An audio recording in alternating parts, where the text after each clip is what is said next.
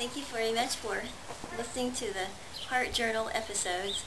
Today I'd like to talk about stories and ghost stories and the importance of those in constructing our own sense of self and also identifying the pieces of unfinished business that we have in our own hearts. So I'm thinking about the ghost stories that I learned as a young child, going down to Antelope Springs and Buffalo Springs, about 90 miles south of Oklahoma City, in Chickasaw National Park.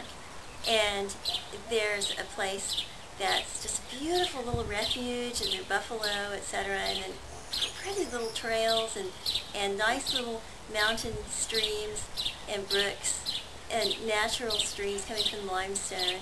And one of the springs is a pool. It's called Antelope Springs. The other is Buffalo Springs. I believe the Kiowas, perhaps, were the ones who were there, and they considered it a sacred place. Now, of course, it's filled with ghost stories, and so the ghost story that always appealed to me was the one of the maiden who had lost her beloved in some kind of accident, and she had died prematurely, and then so had the beloved. Then they come back to the Antelope Springs, and they drink from the pool in moonlight, or they look down into the waters and they see the reflection of their beloved. It's so nice.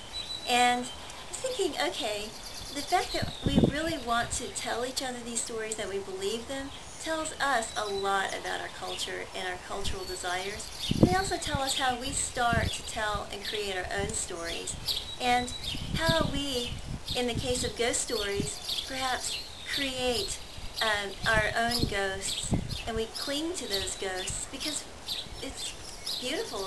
We don't want to let that bit of longing or desire to go.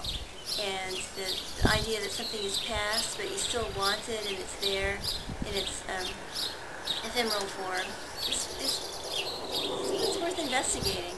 So I would encourage you to write down a ghost story that's familiar to you, and then after you write it down, think about it and contemplate who and what are the ghosts in your life. So thank you. I'm Susan, and I want to encourage you to write.